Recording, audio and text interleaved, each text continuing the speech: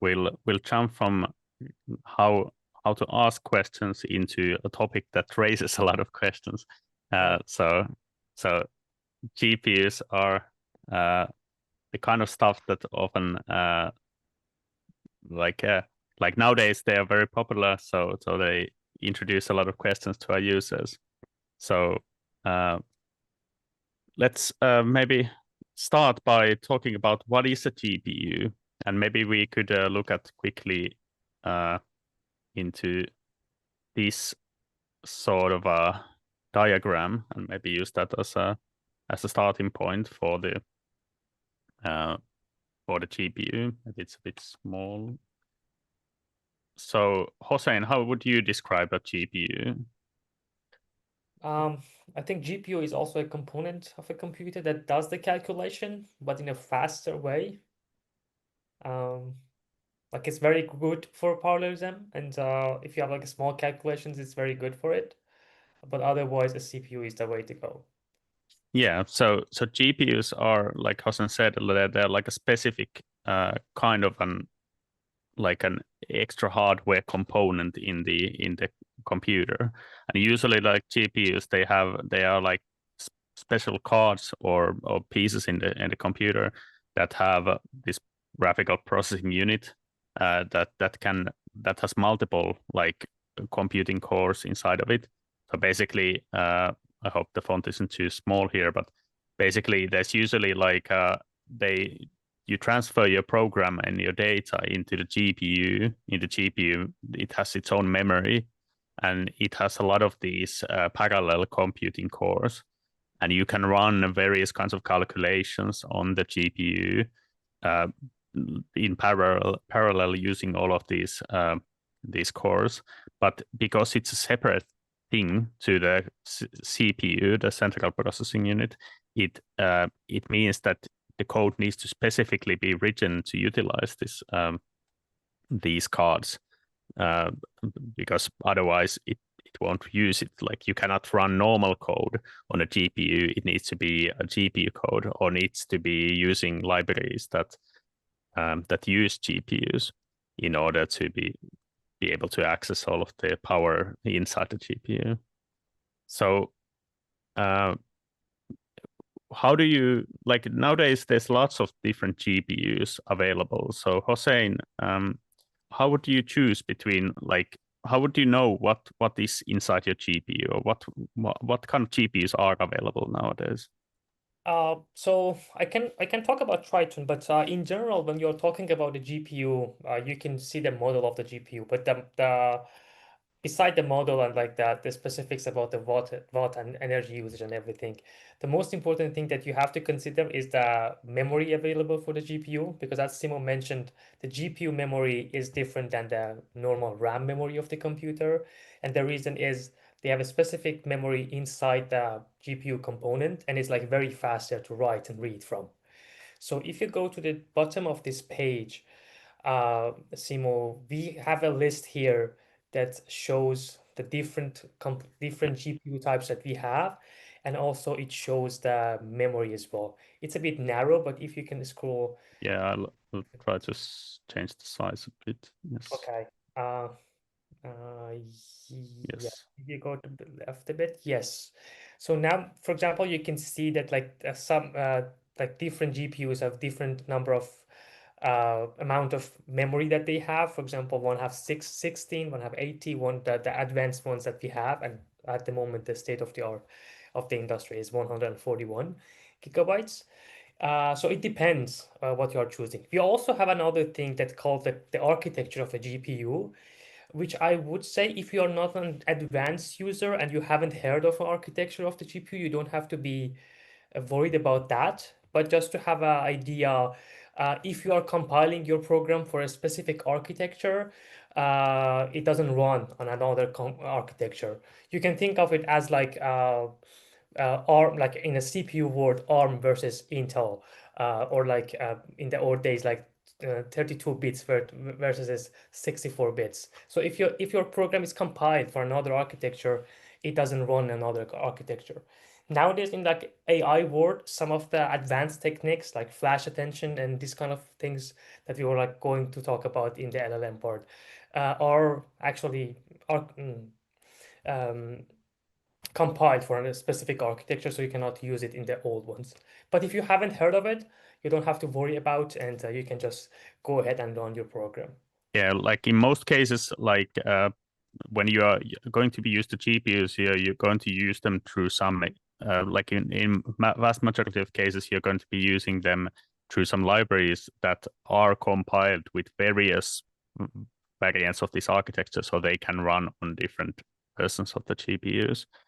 But so the question usually arises that, like when we talked about, let's say, the memory and the architecture and stuff like that, is that like the GPU you choose, like especially in case of Triton, where we have so many different variants of these GPUs, is that like it depends quite a bit on the problem that you have. Like if you have a very small problem, like you try to do like some, let's say the first MNIST data set PyTorch model or whatever, like you try to do like a quick AI test thing, it won't require any like much resources. So it will run basically in the same time with any of these GPUs, because the model is so small, it cannot use all of the compute capability in the card, and it doesn't use all of the memory in the card. So it doesn't matter which thing you use. But if you're going to be doing like the LLMs that we'll be talking later, and you might have heard a lot of talk about the parameters, like how many parameters these models have and stuff like that, that the number of parameters means also the amount of memory consumed by storing those parameters in memory increases. Like if you have these big LLM models or stuff like that, they require quite a lot of memory, and in those cases, you're usually forced to use the GPUs in the higher end that have like more memory available. But you notice that like the total amount of GPUs, we have a lot of these V100 cards, so we have plenty of these smaller cards that you can use for like smaller projects, and it's not bad to use like the different kinds of GPUs. But maybe we should quickly show how you can see how you can differentiate or choose between these, and how do you do it in many clusters in Aalto as well, is by setting up in your code which partition you want to use. So you can, there's other ways as well, but the easiest way is to set up the different partitions. So when you submit a Slurm job, you want to give it that, hey, I want the card from this partition, or you can put multiple partitions over there, and you can use Slurm key to in your terminal to view all of the available partitions. It will print a lot of information over here, but what you see is that like you can get the partition names, and you can of course look at the reference as well. But if you want to use a certain kind of a GPU, you usually need to provide the partition, like that I want to use this sort of GPU. That is true. I guess in our cluster, you can also make the constraint for the architecture as well, but the GPU partition is the easier way to go. And if you don't specify a partition, but you request for a GPU, the Slurm would automatically assign to all of the partitions available, except for the one that you have to specifically ask for it, the advanced ones that we have, which you specifically have to ask for it to be assigned to that specific partition. Yes, and the usually when you're working with these cards, quite often, like I mentioned previously, you are going to be using them through some libraries. So you're not actually going to be using them directly, because like all of these cards, they utilize something called CUDA. You might have heard about it. And CUDA is this kind of like computing like stack that NVIDIA provides. AMD has its own called ROCm, but basically they're the same kind of like idea. And in there's like there's usually you have the GPU, which is the hardware part, and then like you have this driver library that is installed on the GPU nodes, and then you have some CUDA library that your code uses to actually do the calculations. So in the case of most cases that you see, you need to have some CUDA library installed into your environment, or you need to use a module with a CUDA in order to actually use the GPUs. And in most cases, you probably will use something like you install PyTorch with GPU capability, and it will bring you the corresponding CUDA toolkit that you need. So that's about like installation or setup that we forgot to mention. That like usually you want to have the specific CUDA toolkit for your program that will then use the GPUs. But okay, maybe we should mention also like should we mention also other ways you can use these, maybe interactive usage? Yeah, that's actually a good part because like GPUs and like GPU computing can be a bit tricky, and like when you have a large program, as Richard mentioned, and if you have a large pipeline of training or doing simulations, it's very hard to, and if it doesn't work, it's very hard to understand why it's not working. So it's very good to start small at the beginning, and when you know that your code works, then you can jump to the higher end of GPUs if you need them. In the Slurm P that in the partitions that Simo is showing, we have a partition called the GPU debug partition. If you jump back to the Yeah, it's I not don't mentioned. think we have it here, but Yeah, it's probably, yeah. I think it's mentioned somewhere there, but in Yeah, the I think it's mentioned here, yes. yes. So we have a partition called GPU debug, and the limitation is you have only 30 minutes of the time. So it's like very good for testing your program or start running your program at the beginning for one run or one epoch if you're training a neural network, and then see if it works, then you can request for a large node. The reason is sometimes your code doesn't work. It's not your fault, but like there are a lot of things that you have to be considerate about. And it's good to start small because if you request for a large one, it's harder to debug. And second, you have to wait probably longer time in the queue. So then your program would run and then it would fail. And so yeah, if it fails, you can run the partition with the debug and see what is going on. Yeah. It's hard to work with the terminal. There are like some ways you can connect with the VS Code and everything, but come and ask us in the garage. It's a bit complicated to talk about it here. But since the beginning of this year, we also have the GPU debug available with some conditions on the Jupyter on demand. So should we show that, Simo, or Maybe we could show the interactive usage from the terminal. that's Like, also good. yeah, like Yeah. if we want to reserve a GPU, like if we go to the, like, how do we get a GPU? Let's first take it one from a GPU debug partition. So what we do is we would run the exact same things that we would do normally, like we run the srun. We would add all of the things we want to have here. So let's say like 10-minute job. And I'm going to run a program called NVIDIA SMI. This was mentioned in the monitoring part, that this NVIDIA SMI is a program that shows what the GPU is doing. Basically, it shows what the GPU is doing.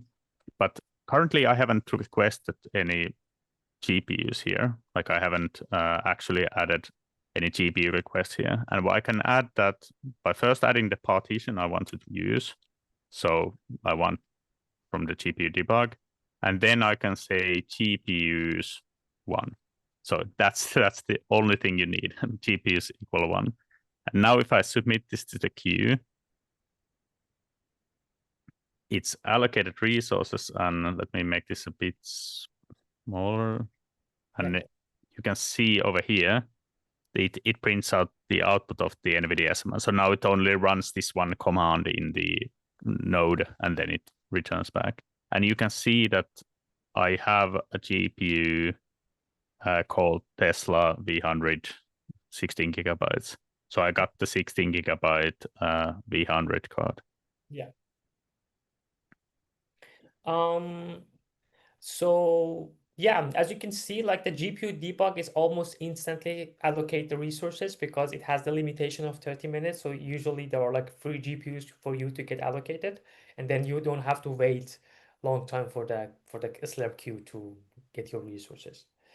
But at the same time, the topic that I want to mention is that when we are talking about GPUs, because they are like more expensive at the moment as well because of the demand and everything. If you look at the stock of the Nvidia, you would notice this. But be more careful and like be more responsible about the GPU usage. Because we don't have a lot, we have much, but we don't have enough, I would say. So when you're requesting, try to not be like make it idle or like don't actually utilize it. So if you notice that you are not utilizing the GPU, the utilization is not high, or you are not I don't know, like your program is not as fast as possible, please come to us and we will try to help you with optimizing your code. So your simulation or your training would run faster, and also we would make the computation that is available as much as we can. Yeah, like especially the interactive usage, it can get quite quickly like you could use the GPU, but whenever you're not actually running GPU code, the GPU isn't doing anything. So it's just waiting there.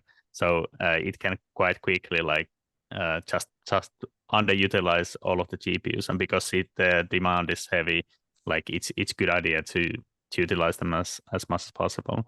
And like usually this sort of like what we usually recommend is that if you let's say want to do like a training or something, like a deep learning training, if you can do it one batch, basically, if you can train it for one batch or one epoch, you can train it for 1,000 epochs basically, because you can do it, just continue doing what you're doing previously.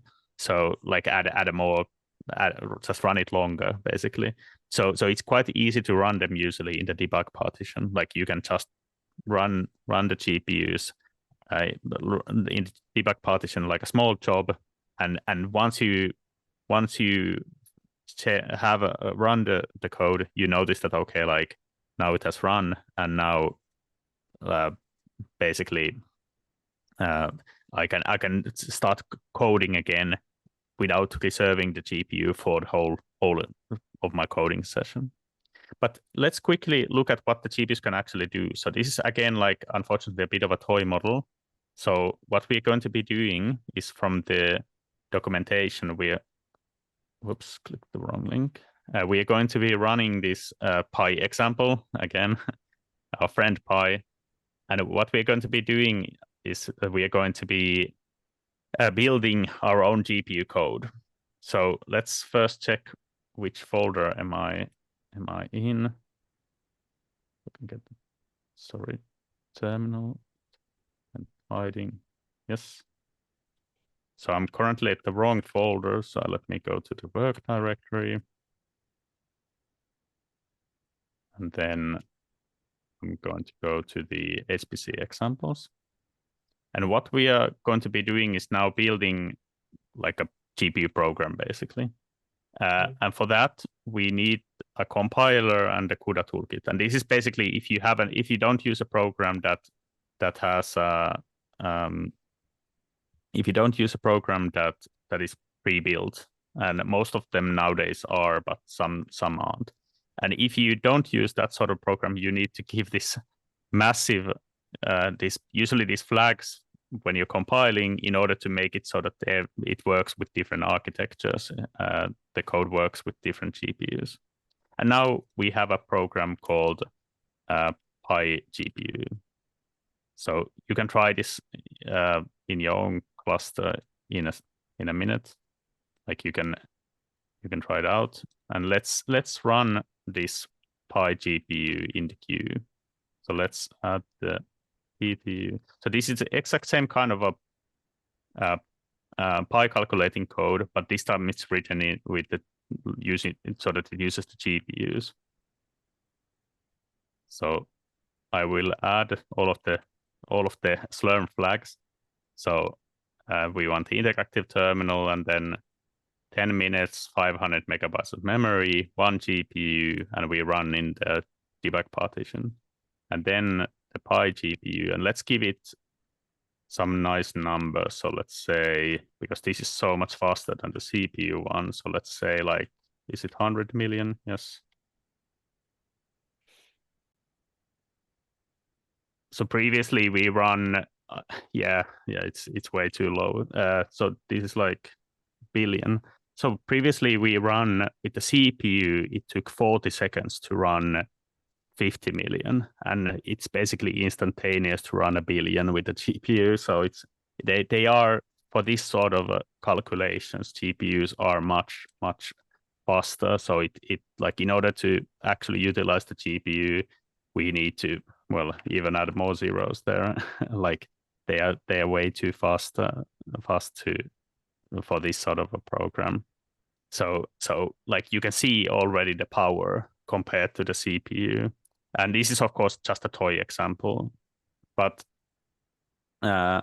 now we can of course write a script that would do the same exact thing. So here's like an example script that would run the same thing in the queue. But maybe it would be a good time for have some exercises. So you can try out the demo that I just posted here. Of course, the major caveat is that in your cluster, the modules might be different. So in order to get the CUDA module, you probably need to maybe load a different compiler or different module. So they might be different, and the partitions might be different. So now it's a good time to also look at the documentation and check in your cluster what are the GPU partitions, what GPUs are available, and what like CUDA modules, for example, are available. Yeah.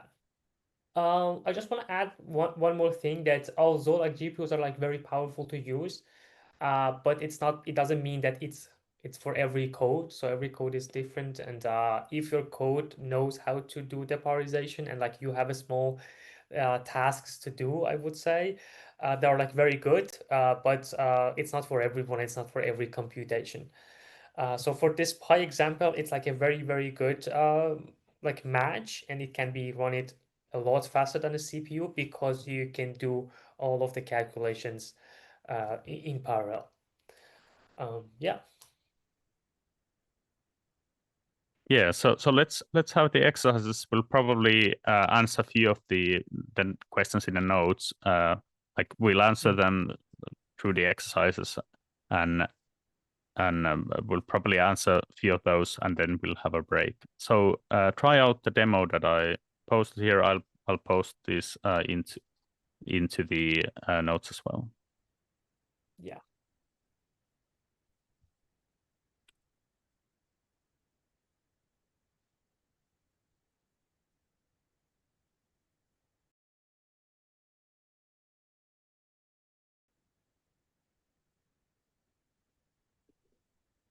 And hello, we are back. So I hope that I hope you had possibility of doing the exercise. It was quite a short amount of time. Sorry about that. There was a lot of good questions or good discussion in the notes. So there was there was a question about the GPU RAM and what is the rule of thumb for requesting RAM and GPU. So the RAM in the computer and the VRAM, like the RAM in the GPU, they are different. So they often are different when you're doing like all sorts of calculations. So as an example, like if you're doing like machine learning or kind of a thing, you usually need to reserve the VRAM for the model that you're going to be training, and the data that the model is going to be taking in, and the data that the model is going to putting out. But you often don't need to reserve data for the whole data set unless you load the whole data set into the GPU memory. But quite often the data set doesn't even fit into the GPU memory. So you have a situation where you might request more RAM, like normal RAM, and then you have a GPU with a different amount of VRAM. So, but sometimes, of course, like, so often the situation is something like you might request the same amount of RAM as the GPU RAM or a bit more, but it depends on how your data, like how your data is going to be loaded into the GPU. But they're different, and you cannot request a different amount of VRAM unless you choose a different GPU. Like, it's not, you cannot partition or split up that VRAM in any way. Like, you will either get the card or you won't get the card. It is also true about the computation as well, right? Like when you are requesting the GPU, the whole GPU is for you. Yes. The whole RAM of the GPU and also the whole compute nodes. Yes. And there was also a question about what is the difference between the GPUs. So the different like numbers here. So they are like the technical numbers. What is the brand of the GPU basically? And the newer the brand, they are usually faster. They have more memory. They are faster. They have also like some more advanced, specialized computing units for certain kinds of calculations that we don't have time to go through here. But basically, there's that sort of a situation happening there. But usually it's like the newer is more powerful and bigger. But it's and they are basically that. That's the situation. And there's lots of great questions here that we'll answer, but we need to go to break. I think at this point, so we'll have we'll return to the questions here, and we'll talk a lot. We'll answer all of them here, and we can, after the LLM session, we have the panel discussion where we can probably raise some of these questions there as well. But in the LLM section, you will hear more about like what is the actual use, like how do you actually use the GPUs, like how does it actually look like when you use the GPUs. But in order to get to there, we first need to take a bit of a break. So we'll be back at 11:10, or is that good?